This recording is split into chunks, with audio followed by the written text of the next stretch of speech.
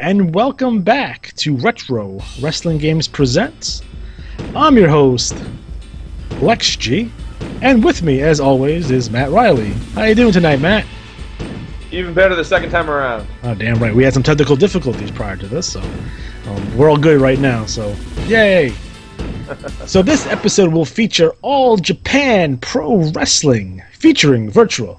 It was released October 23rd, 1997 for the Sega Saturn. It was also released for the arcade at the time in Japan.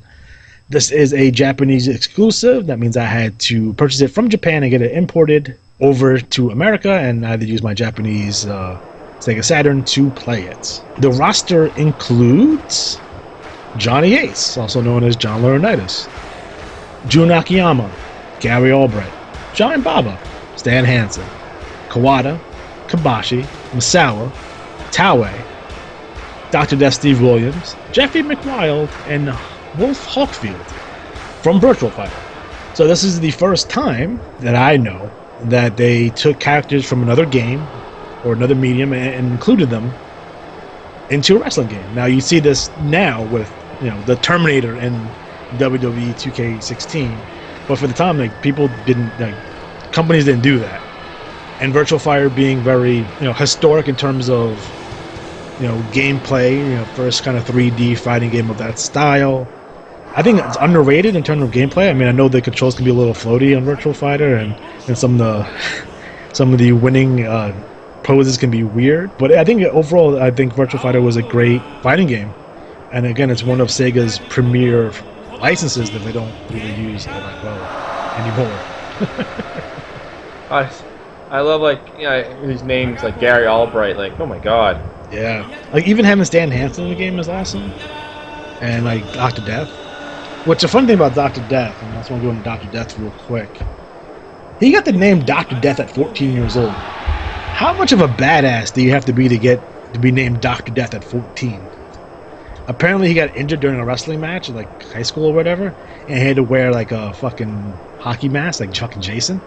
That's how he got the name Dr. Death. We're just coming off the CM Punk fight from UFC, and I kind of wonder how a guy like Dr. Death would have done in the UFC, because he does have, unlike Punk, he does have the credentials, being an NCAA, wrestler and a highly ranked wrestler. I think he was ranked number 2 on the NCAA, and I kind of wonder how he would have done in kind of the UFC, because he's a fucking beast. 6'1", 285.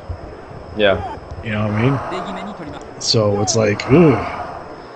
He would have been like Brock Lesnar, I would assume. They kind of have the same background, although Dr. Death was a All-American for Oklahoma in 1981, so he has probably more of an athletic background than Brock Lesnar. And he was fucking nuts in Looney Tunes anyway. Yeah. So everyone knows that he lost at Brawl for All. So maybe he wouldn't have done well, but who knows? He's one of those guys that's you can see him doing UFC. And looking at Brock Lesnar, Bill Watts would have loved him some fucking Brock Lesnar. Oh my god, yeah. Oh my god, he would have loved him. NCAA wrestling champion, 6'2", 270, fucking jacked. all-around good athlete, and just fucking a monster. You know what I mean? So it's like, oof. But also in the game we have like Stan Hansen. You know, Stan Hansen. You know, everyone knows him now. You know, WWE Hall of Famer, what have you. But he was more of a draw in Japan than anywhere else. Yeah, he had run with the AWA Championship and was NWA in the United States champion as well. But he really got his big breaks over in Japan, wrestling for All Japan. So, and just kind of just killing people with that fucking lariat. He just knocked people's fucking heads off with that thing. And he broke Bruno Sammartino's neck. Yes. Yeah. And had the thing where like they brought it back for when the Shea Stadium shows. So, you know, overall, just I think the roster on this game, I think it's pretty good. I mean, you have your Masawa, you have your Kobashi, you have your Kawada. So, All Japan was big in the mid '90s too. Like they're doing fantastic business and very influential to a lot of stuff that you see today in terms of strong style, Japanese style wrestling, where it's just two guys just pounding the shit out of each other. Like, we're not going to sell anything, and we're really going to hate each other. Right. Oh boy.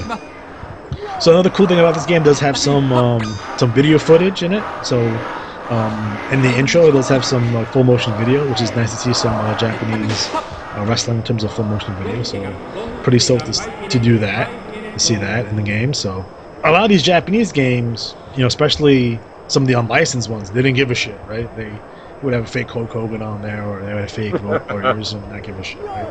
Yeah. When we do Wrestle War for Sega Genesis or Sega Mega Drive, we'll go into that more deeply. This is a licensed All Japan game, and being able to play as Giant Baba or Johnny Ace or Kobashi is really cool for me.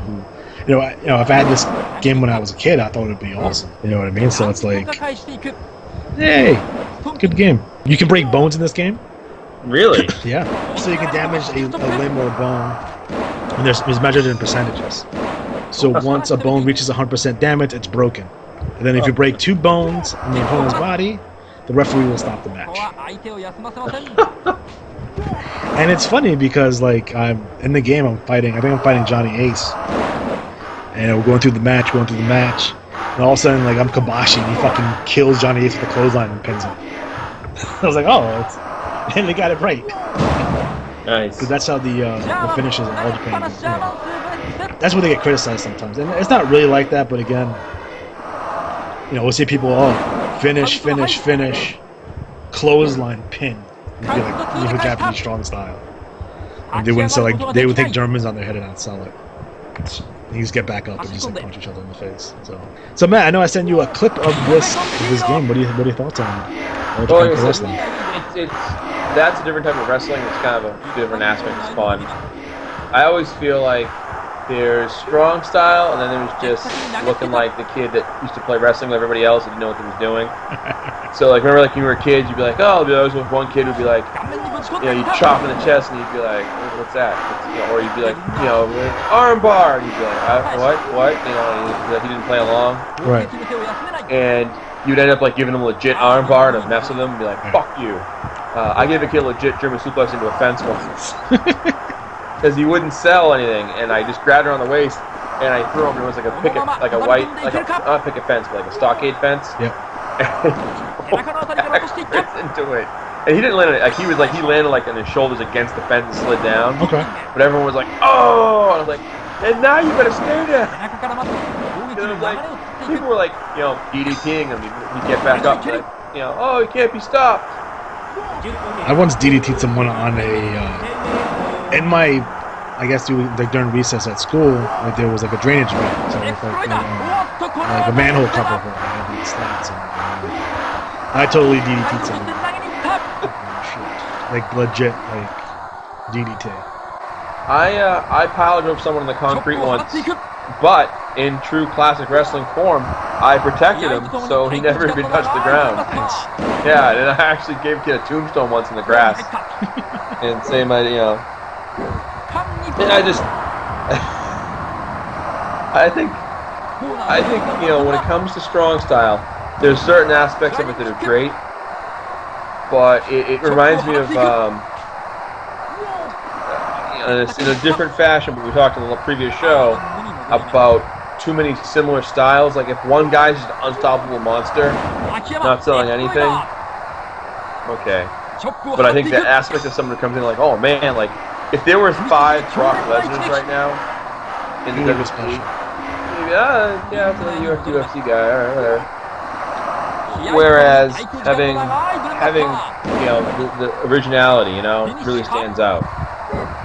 And I think I like the bone breaking aspect. That's kind of a cool thing. So I think injuries are part of the business, and no, I don't think it's any secret that the injuries that are popping up more and more oftentimes are in direct relation to guys who are doing riskier moves. Yeah. I mean, I think back to like the way I wrestled, I couldn't do it now. I did a double leg spring off the top rope backwards out of the ring, and it caught me. Like, all right, great, but there was stuff I did where I was like, I did that. Like, that's nuts. Like, I used to practice moonsaults in my parents' bedroom. They had a big bed. I probably broke like 5 slats in that thing. I replaced it with my own, but I would practice and have the tight spin right. And when we went to wrestling school, there were guys who were trying moonsaults that had like these safety harnesses on, and they'd have 2 guys hold the ropes on the sides, and they would spin and like try to land on their feet. And I just went up and jumped off like an idiot and went, belly first from the mat. Ugh. But the idea was like, well, that's what you're doing. Like, now, mind you, the only thing about the Killer Kowalski Wrestling School ring, or professional ring, Killer Kowalski's Pro Wrestling Institute, let's get it right, was that it was an old boxing ring. Oh, so that shit was stiff as fuck. It means the middle of the ring had a post, so when we took bumps off the top rope at school, you edged your body to the side, towards the ropes. That moonsault hurt a lot. But it was, again, I think, there's a certain amount of risk and moves you do, and the more you push the envelope, the higher the risk, eventually things might get you, Now, what would a Kowalski think about today's wrestling? Well, I think... Well, I remember the way he was always was about the show. Right. But he was also very realistic. Like, he used to talk about, and I'll do my best, Walter, don't look the shits. Like, you wouldn't want to be looking like an idiot. So, for example, if you put me in a toe hold, I don't just sit there and take it. I fight you. Like, the idea is you're watching a fight. And a lot of wrestling nowadays is one-sided. Like, it's your turn, it's my turn. Right. It can still look like a fight. I remember one of my favorite things I used to do that he taught us was, if you gave me a step over toe hold and you sat down and you were like working like a scissor move, I would hit you. So if you were like working my leg, I would kick at you. I would, because I was constantly fighting you. Now, to someone like in the South that doesn't know, they might think, well, what the hell, dude? It's about giving the illusion, making it as real as possible. So they think you're in a fight, and otherwise it looks ridiculous. And I always agreed with that. He used to talk about a thing he taught me. I used in acting class when I taught acting classes was like, if someone's working your arm for 20 minutes in the match, and you try to finish the match with a press slam, that's the stupidest thing ever. Right. Now you go for the press slam, and your arm buckles, and you drop them, and you get nearly pinned. That sells it. So I used to say the same thing. If you're selling a gunshot wound to your arm, and then someone says, pass me that glass of water, and use the shot arm to pass it to him, you took the whole audience out right there. Everyone, that's bullshit. Well, similarly, I think when you have a realistic tone, that's part of it. So you want to see realism in a certain aspect, like the high-level crazy hijinks is one thing, but I think he was always about the character, get the audience to respond. So he'd be, a guy like Miz would be his kind of guy. He's a bad guy, he's engaged. He's always talking about making decisions, and I'm a big believer in this. I know it's popular in a lot of ways, like Shawn Michaels made the tweener a very popular thing. But to me, tweeners are always, like, they're not the best. I mean, I know, like, Cena has fans who hate him and love him, but he doesn't strike me as someone who is a tweener. He's more of a guy who's a good guy who just doesn't give a shit if you boo him. Right, and a lot of people consider Steve Austin a tweener, but I don't. He was definitely a babyface. Right, and what he used to talk about was make your decisions. Like, when one thing I formulated from classes was make connections with the audience, alright? And once you have that connection, so for example, if I'm the heel, and I would pick on 4 sides of the ring the biggest mark in the crowd. The mark that either I thought I could get a response from, no matter what I said to them, like, listen, suckface, you suck. Oh, get a response. Or if there was someone in the crowd you could make fun of, that would get the crowd riled up. An old person, a kid, anything, you know.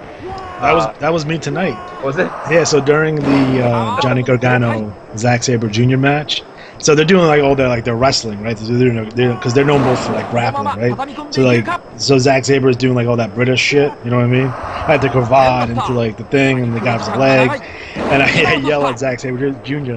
punch him in the face, and he's like, chill out, relax.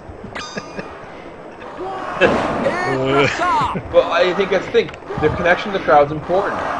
And the thing is, as a face as well, like, you know, spot the fans who are cheering you, and if you're out of the ring, you know, look at them, point at them, you know, give them a nod. People respond off that. I still say every booker, promoter, should pay 3 to 4 people as plants in the crowd, or just bring in relatives to start chants, clapping, whatever it takes to get the audience more involved. Right. Walter would look at today's wrestling and be proud because, you know, some of his guys did pretty well. Yeah. But he would also look at it and go, okay. And you definitely some of the philosophies that Triple H, you know, is using today was probably yeah, absolutely big time influence. And I think, you know, he always talked about engaging the audience. You know, that's a big thing. Which is why I think a guy like Kevin Owens is so popular, because he does engage the audience so well. You know, you overlook the fact that he's not a chiseled guy, which I think is actually good for the sport. Yeah, I think it's better to have more realistic people in the business, you know, and it sells the fact that variety can be dangerous. You know, every guy who's jacked isn't always dangerous, you know? Right. I would say, though, he'd have a problem with the lack of cohesion storylines, with seemingly just dropping stuff, like, you know, in the same way, like, we used a match to tell a story, you know, and he would talk about, you know, like the move thing, right? You're working the guy's arm, he's working your leg. Sell it throughout the match. And if you're walking back to the back, sell it. You sell it all the way. And if the fans are out there after the show, sell the friggin' injury. You know what the worst thing they do a lot nowadays, and some people may not notice it, but look at some of these matches again, you know, that are recent, right? So someone will be working on the leg like the entire match, but then the guy goes to do his comeback and they're about to go into the finish, completely forgets about the leg. Yeah. You know, so he's basically unaffected by it because he's in the middle of his, you know, he has his fire, you know, comes back and they go in the finish and like they completely go away from the leg. He's not even limping anymore. So like watch that now, like watch matches like, you know, NXT or whatever, or on the indies, like they forget, like, hey, this guy's been working your arm for the entire match. You need to sell it even when you're doing your comeback. Yeah, it's they forget. They get too excited. Yay! And that, I think the problem with a lot of guys nowadays is that they are not looking at bigger picture of, okay, what am I trying to sell here? Is an overall image. You know, it's like you want the fans to come back, you want the fans to embrace you. Also, you know, respect you as a performer. You know, and I think, you know, today's style is where there are so many injuries and there's so many high impact moves. You know, it can be a time bomb, and I think everyone is bigger, faster, stronger. Right. Just like in every other sport. I mean, there's more injuries than ever in professional football. There's more injuries than ever in basketball, because now these guys are going so fast and they're so strong. So when those guys, you know, collide, it's going to be a bigger explosion. Right. It's crazy, and no one wants wrestling to go backwards. I don't want it to go back to the 70s, the 80s, or the 90s. Like, no one wants that, but I want to be like, I want to lose myself in the match. That's what I'm looking for, and that's happened a few times. Most notably during like Kevin Owens versus Steve Corino match, the Hammerstein Ballroom. Jimmy Jacobs was the guest referee, and they didn't get it on camera. I wish they did. You'll see me. I'm in the front row pleading with Jimmy Jacobs to stop the match. Like I lost it. I lost myself. And like Carino's fucking bloody. He takes a Pike's pile drive on top of a chair. Like they open up the chairs. He takes a fucking pile drive on top of the chairs. And I'm pleading with Jimmy Jacobs to fucking stop the match. But I lost myself, and I was like, oh, after the match was over, like, wow, I really got into that. And that's what as wrestling fans, that's what we're looking for. Right. You know, at least at least for myself anyway. All Japan Pro Wrestling featuring Virtual Fighter. In terms of graphics, I think the graphics are very nice. I mean, you got to understand the time period. We're talking about '97 here, so 3D is not perfect yet, but for the time, I think it was pretty good. This game was lacking in terms of sounds. So there's no music while you're playing in ring. The sound effects are kind of bland, and it seems to be it's either bland or overly exaggerated for some reason. So that's where it gets like kind of like. The gameplay, the controls are spot on. They're real good. You can do reversals. You can do whatever you need to do if you want to body slam. You know how to pile drive. You can do your stuff without much, not typing in missile commands to fucking do it. There is a training mode in this game, again, which I had to use because there's in terms of instructions there weren't a whole lot because it was mostly in Japanese. So it's like, that's how I gotta get down the controls. There's a career mode where you can make your own wrestler, so it does have a creator wrestler. So basically, you would earn credits. So like you earn credits towards your creator wrestler. And there's skins for American wrestlers like Rob Van Dam and Sabu, apparently in the game as well. But who knows? I couldn't again. Trying to do a creator wrestler in Japanese is difficult. So I should really learn how to do that. Again, you get 12 characters in the game. Each of them have unique styles and movesets, which is again for a wrestling game is huge, because you don't want everyone, wrestling exactly the same. Like some of these Super Nintendo games, the early NES games, especially the WMF games at the time. Everyone was doing the same shit. So I think overall, it's a really good game if you're into fighting games, you're into Virtua Fighter. This is a game that you should definitely pick up. If you like, Japanese wrestling, you like All Japan or New Japan. Again, this is another one that you should add to your collection, I think. It's not expensive at all, so you can find it relatively cheap. I bought it, and I think the replay value, it's fine on its own. I mean, again, nothing too over the top, but there is a career mode, so you can go through the career. Well, 10 hours to complete on the career mode anyway. So, I think the game is overall, really good. Again, I wish it was more in English so I can get into more of the stuff. But when we get into more of these Japanese games, and I have a lot of them, we'll get more into kind of the struggles of being an American trying to play Japanese wrestling games, and how frustrating and difficult that can be at times. But I think overall, the game's pretty good. I mean, they have sequels for the Dreamcast. We'll be doing the Giant Graham is the sequels. The Giant Graham series. They're for the Dreamcast. We'll be playing those at some point. But I thought it was very important that we'll take some time out here and check out some of these Japanese games, because a lot of people don't realize they're Japanese exclusive video games in Japan, and especially with the big 2 Japanese companies over there. There's quite a bit of them, and a lot of the American games that we saw come here were originally Japanese wrestling games, and they just switched out the characters for either WWF characters, WCW characters, or what have you. But the original games were, licensed wrestling games from Japan. So, especially the WCW for NES, like they don't even change anything. Like you have like Luger doing octopus holds and shit like that. I'm like, they didn't even care. And like everyone's wearing long tights. The boss is Andre the Giant with a mask on. But when we do WCW for NES, we'll talk about that more in depth. So again, I think overall, this is if you have a Sega Saturn, I think this is, and you're a wrestling fan, I think this is a must own. I wouldn't go out and buy a Sega Saturn just to get this game, but if for some reason you have a, if you're one of the few people that have a Sega Saturn, because that was, that wasn't. It's a good system. It's just it came out of the band. So maybe one day I go into Ballad of the Sega Saturn and kind of why it failed to catch on, like its predecessor, the Sega Genesis or Sega Mega Drive, if you want to be a jerk about it. So, like I said before, good game. Definitely worth the pickup. Again, it's definitely worth the $5 you would spend on this game. And, it's just arcadey fun. So there's nothing wrong with that. I know a lot of people are wrestling purists in terms of their video games. They want simulation wrestling games, but this is not one of those. So this is more if you're more into arcade style and even more of a casual fan, this is the game for you. So. All right. So we are officially out of time. I'll see you next time on Retro Wrestling Games Presents.